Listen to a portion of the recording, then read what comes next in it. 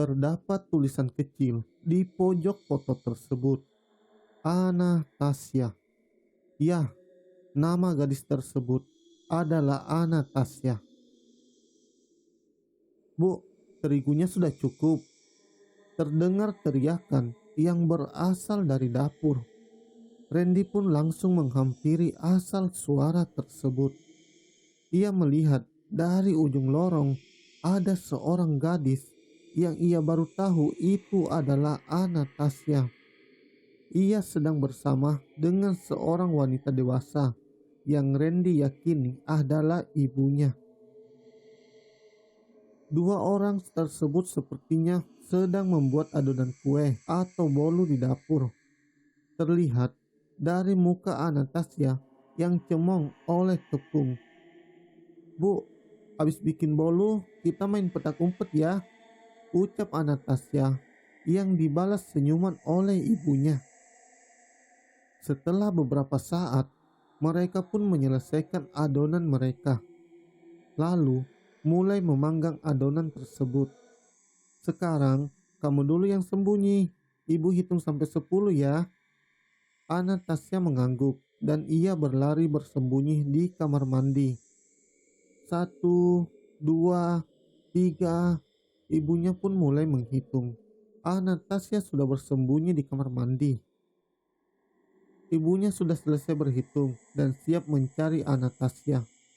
Tiba-tiba, buk, suara pintu depan terbuka dengan begitu keras. Itu membuat ibu Anastasia terkejut. Begitupun Randy yang menyaksikan. Ternyata ada seorang pria dewasa yang masuk ke dalam rumah itu. Ia berlumuran darah. Kemeja yang ia pakai rusak compang-camping. Astaga mas, seru ibu Anastasia.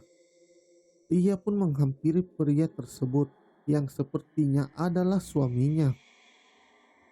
Pria tersebut terjatuh tak sadarkan diri di tengah ruang tamu. Lantas, ibu Anastasia menghampiri suaminya tersebut. Ia melihat darah menetes dari badan suaminya.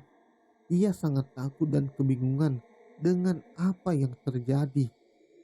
Namun, tiba-tiba datanglah seorang pria yang membawa sebuah senjata tajam seperti golok. Ia kemudian masuk ke dalam rumah, lalu mengunci pintu depan. Si Anton sudah mati, tanya pria itu. Pria yang membawa golok itu melihat tubuh ayah Anastasia yang bernama Anton itu sudah terkapar tak sadarkan diri dalam pangkuan istrinya. Bimo, apa yang kamu lakukan terhadap kakakmu? Teriak ibu Anastasia. Jangan salahkan aku, salahkan suamimu yang mengambil semua warisan ayah, jawab Bimo. Ayahmu memberikan semua warisan pada Anton karena ia tak percaya kepada pemabuk dan penjudi seperti kamu, lanjut ibu Anastasia. Alah, Mbak Irma tahu apa sih? Bentak Bimo. Pergi dari sini Bimo, sebelum aku berteriak meminta tolong, ancam Irma. Bimo hanya tersenyum dan menghampiri Irma. Silakan saja berteriak, ujar Bimo. Namun, tiba-tiba golok menghujam leher Irma. Pemandangan itu membuat Randy ingin muntah. Ia melihat Irma dipenggal di depan matanya. Randy berusaha mencegah si Bimo itu. Namun, ketika ia hendak memukul Bimo, ia malah menembus tubuh Bimo. Ia tidak bisa melakukan apa-apa. Ia hanya bisa berharap Anastasia tak keluar dari kamar mandi tempat ia bersembunyi. Irma dan Anton sudah tergeletak tak bernyawa di lantai ruang tamu. Melihat tubuh mereka berdua sudah tak bernyawa, Bimo merasa masih ada yang kurang. Ah, keponakanku. Sayangnya, ia mengingat Anastasia yang tak ada bersama kedua orang tuanya itu. Tasya, kemari nak, om bawa hadiah nih, teriak Bimo. Bimo pun berjalan ke arah dapur sembari meneriakkan nama Anastasia. Randy yang melihat itu berharap Anastasia tak keluar dari kamar mandi. Namun sayangnya, ketika Bimo sudah berada di dapur, Anastasia malah keluar dari kamar mandi. Ia mengira omnya membawa hadiah, tapi bukan hadiah yang Tasya dapati, melainkan sebilah golok dan tatapan mengerikan dari Bimo. "Di situ kamu rupanya. Ayo main petak umpet sama Om," ucap Bimo sembari memamerkan golok yang penuh dengan darah. "Ah!" teriak Anastasia setelah melihat Bimo. Ia pun berlari menuju ruang tamu. Lalu ia berteriak kembali setelah melihat kedua orang tuanya terkapar di lantai. Pergi, pergi dari sini nak," ucap ayahnya yang ternyata masih hidup. Mendengar hal itu, Anastasia mencoba kabur melewati pintu depan, namun sayangnya terkunci. Ia pun melihat jendela yang bisa ia buka. Anastasia pun mencoba untuk kabur melalui jendela tersebut. Jendela tersebut berhasil terbuka. Ia mencoba melewati jendela itu. Ketika ia hampir berhasil melompati jendela, tiba-tiba sebuah golok tertancap di dadanya. Bimo melemparkan golok dari jauh, tepat mengenai punggung Anastasia dan menembus dadanya. Anak itu langsung tak berdaya. Ia jatuh ke lantai. Lalu Bimo menghampiri tubuh Anastasia. Anak malang tersebut ternyata masih hidup. Bimo pun menyeret tubuh Tasya ke depan wajah ayahnya. "Lihat Lanton, anakmu akan mati di depan matamu," ucap Bimo. Dengan gerakan tiba-tiba, Bimo menggorok leher Anastasia. Anak cantik itu meninggal dengan mengenaskan di tangan pamannya sendiri. "Tidur ya nyenyak Yanton," ucap Bimo. Bimo pun menusuk jantung Anton dan memastikan ia telah mati. Setelah memastikan semua yang di sana telah mati, Bimo kemudian membersihkan diri dan menyimpan golok di dapur. Setelah selesai, ia pun keluar dari rumah itu dan mengunci pintu dan gerbang. Melihat hal ini, Randy terkejut dengan apa yang ia lihat. Namun ia tak tahu harus melakukan apa. Ia mencoba kembali ke alamnya, namun tidak bisa. Tidak lama kemudian, Bimo kembali membawa sekarung semen dan pasir. Ia pun melihat mayat mereka bertiga, lalu memilih Anastasia. Bimo membawa tubuh Anastasia ke dapur. Disitulah ia mulai membongkar lantai dapur dan menggali tanahnya. Saat tanahnya dirasa cukup dalam, ia memasukkan tubuh anak malang itu ke dalam peti kayu, lalu memasukkannya ke dalam lubang itu. Setelah memasukkan Anastasia, ia pun menutupi lubang itu. Setelah semua selesai, ia pun membuat adonan semen dan meratakan kuburan Anastasia dengan semen. Anak malang itu selesai dikuburkan, namun semen yang tersisa rasanya tak cukup untuk mengubur kedua orang tua Anastasia. Bimo pun keluar lagi untuk membeli semen. Namun ada satu hal yang Bimo tidak tahu. Bolu yang sedang dipanggang oleh ibu Anastasia ternyata gosong. Dan karena terlalu panas, oven tersebut terbakar dan membakar apapun yang ada di sekitarnya. Tidak lama kemudian, Bimo kembali dan melihat kepulan asap berasal dari dapur. Ia pun berlari masuk ke dalam rumah. Ia mencoba memadamkan api sebelum menjadi besar dan memancing perhatian warga sekitar. Api pun berhasil dipadamkan, namun Kepulan asap masih membumbung tinggi. Asap itu berhasil memancing perhatian warga. Beberapa warga berbondong-bondong datang ke rumah tersebut. Bimo, ia lupa menutup kembali pintunya. Pintu depan terbuka lebar. Mayat kedua pasangan suami istri itu masih tergeletak di ruang tamu. Ketika ia kembali ke ruang tamu untuk memindahkan mayat tersebut, ia terlambat. Ia sudah melihat ada beberapa warga yang ada di halaman rumah. Mereka semua terkejut melihat mayat tergeletak di lantai. "Pembunuh!"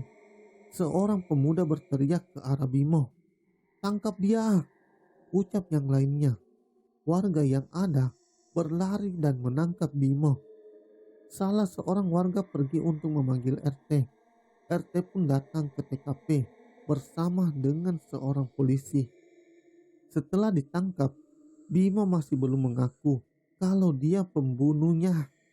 Ia hanya datang untuk memadamkan apinya, lalu melihat mereka sudah terkapar tak bernyawa di lantai.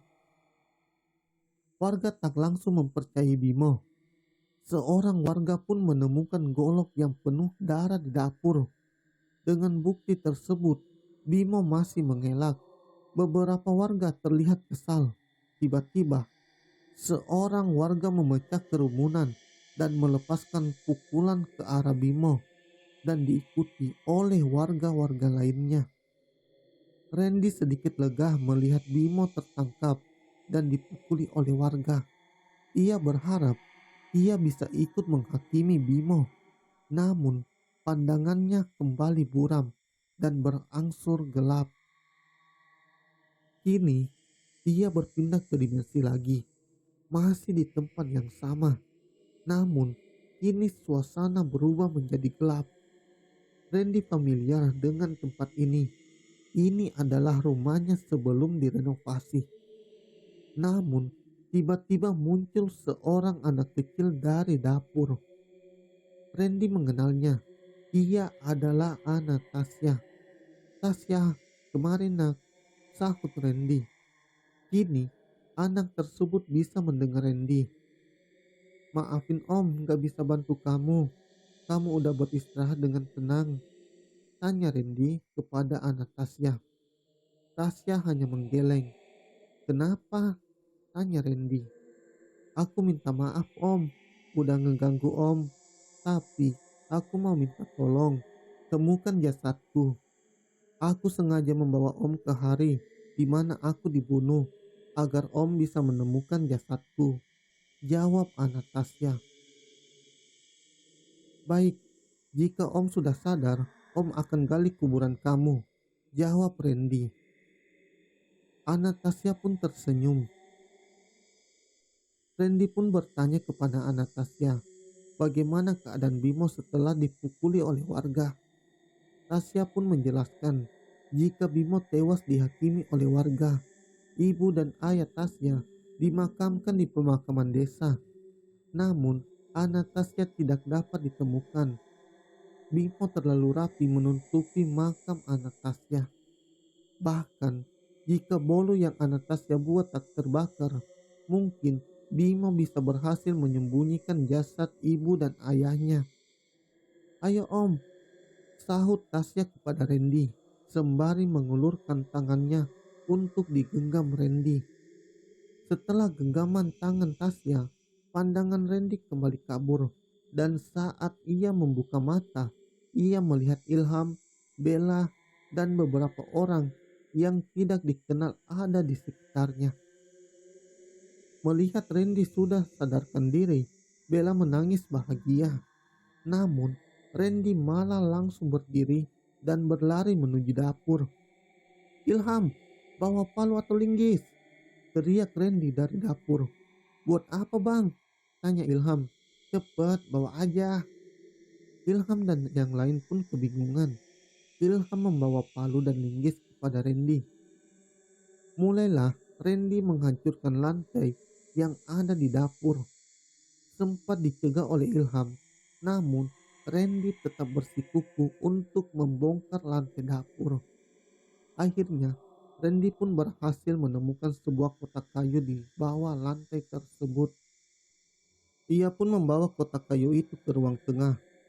Ia meletakkan kotak kayu itu di atas meja dan segera membukanya. Ketika dibuka, semua yang ada di sana terkejut ketika mendapati tulang belulang manusia di dalam kotak kayu itu. Randy pun meminta salah satu warga yang ada di sana untuk memanggil RT atau warga yang sudah lebih dari 50 tahun tinggal di desa ini. Pak RT dan seorang lansia datang ke rumah Randy. Namun, lansia itu nampak ketakutan ketika harus masuk ke rumah itu. Nampaknya ia tahu apa yang terjadi di rumah itu. Randy pun menjelaskan kenapa ia bisa menemukan kerangka ini di dalam rumahnya. Beberapa orang tak percaya, namun orang tua yang dibawa Pak RT membenarkan cerita Randy. Ia mengetahui pembunuhan yang terjadi di rumah ini. Pelakunya adalah adik dari si suami. Namun, para warga hanya memakamkan suami dan istrinya. Mereka tidak mengetahui bahwa pasangan itu mempunyai anak. Mereka juga tidak tahu keluarga Anastasia. Keluarga Anastasia terlalu tertutup, dan saat itu juga mereka adalah warga pendatang dari kota. Akhirnya, mau tak mau, mereka dikuburkan di desa. Dan Anastasia pun dikuburkan di dekat makam orang tuanya. Waktu pun berjalan dengan cepat. Randy dan Bella telah menikah. Mereka menempati rumah tersebut karena tak ada gangguan gaib lagi setelah jasad Anastasia ditemukan.